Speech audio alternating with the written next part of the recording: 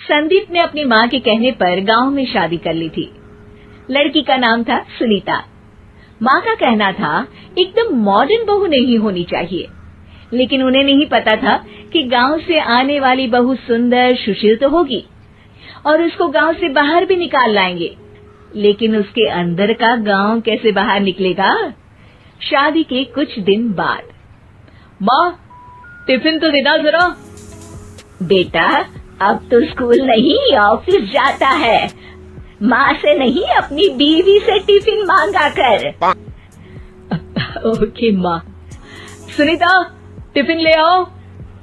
एक kilo tiffin, इसके अंदर पिस्ता डाल दिया है। पिस्ता? पिस्ता क्यों? सास जी ने बोला था ना कि आपको पिस्ता बहुत पसंद है। ओहो, मैंने पिस्ता नहीं पास्ता बोला था, पास्ता। पास्ता? कहीं होता है पास्ता? अरे बेटी तू रहने दे, मैं बना दूंगी। अच्छा किया कि पाव भाजी बनाने का नहीं बोला, वरना किसी के पाव बना देती है। सुनीता को बुरा लगता है, लेकिन उसकी नादान हरकतें कम नहीं होती।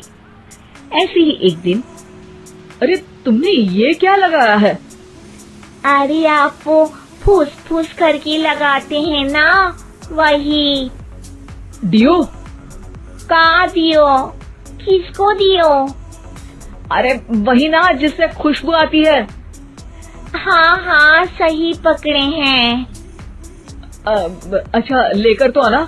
कौन सा डियो लगाया तुमने? अभी लेकर आते हैं जी। संदीप की बात मानकर सुनीता अंदर से खुशबू वाला फुसफुस लेकर आती है। OMG! OMG मतलब ओ माय गणेश ना। अरे OMG छोड़ो, और ये खुशबू वाला फुसफुस की बात कर रही थी तुम? हाँ इसी की, फिर से सही पकड़े हैं। अरे देवी, लेकिन आप सही नहीं पकड़े हैं, ये डियो नहीं है। डियो नहीं है तो क्या लियो है? अरे ये रूम फ्रेशनर है, जिसको कमरे में छिड़कते हैं, खुद पर नहीं। कोई बात नहीं, माँ कहती थी आत्मा किराएदार है, शरीर एक किराए का कर्म। हम शरीर पे ये डाल लिए तो क्या फर्क पड़ जाएगा। अरे बहू, ओ बहू, मेरे लिए फल तो ले आ, फिर मैं बाजार जाऊंगी। सुनीता अपनी सास के लिए फल लेकर आती है।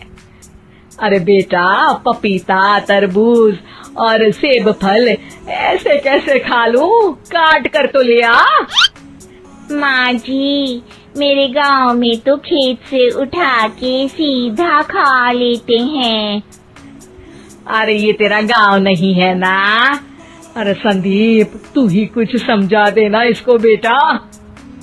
मैं कैसे समझाऊं माँ, ये तो माइक्रोवेव को भी भट्टी बोलती है। कल मैंने बोला हाय कैसी हो, तो बोलती है किसी को हाय नहीं लगानी चाहिए। अरे सुनीता, तेरा क्या होगा? अभी तो कैसे बताऊं माँ जी, अभी हम कुछ करेंगे फिर पता चलेगा क्या होगा, लड़का या लड़की। हे भगवान, कहाँ से आ गई है? रामपुर से जी, आप ही तो लेकर आए थे मुझे। अरे मुझे माफ कर दो। पहले कोई गलती तो करिए जी, आपकी तो सारी गलती माफ कर देंगे हम। हाँ अरे बहू, मेरी बात सुन। फल यानी कि फ्रूट जब भी लाए ना तो काट कर लाना, ठीक है? जी ठीक है माँ जी, फल यानी फ्रूट यानी काट के लाऊंगी। सुनीता रोज ही कोई ऐसी हरकत कर देती जिसकी वजह से उसे घर में दो बातें सुननी पड़ती। एक दिन, माँ मेरे बॉस घर पर आने वाले हैं शाम को, उनका बर्थडे है, फैमिली साथ नहीं रहती उनके, तो यही पार्टी कर लेंगे।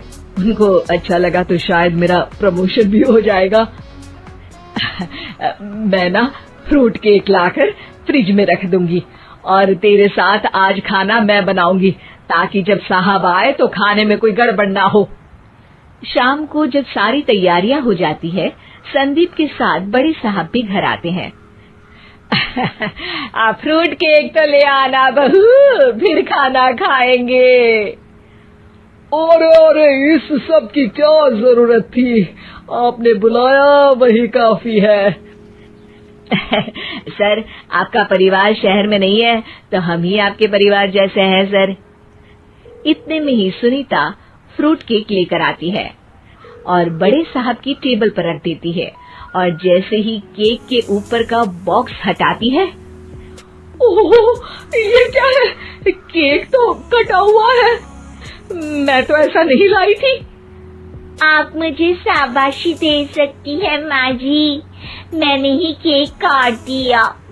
आपने कहा था ना, फल यानी फ्रूट यानी हमेशा काट के लाना, तो फ्रूट केक भी तो फ्रूट ही है ना, तो मैंने पहले ही काट लिया। हूँ ना मैं समझदार। अरे बहू, ये क्या किया? केक हमेशा वही काटता है जिसका जन्मदिन होता है। तुझे एक बात भी समझ नहीं आती, एक नंबर की बेवकूफ है। पूरा माहौल बिगड़ चुका था।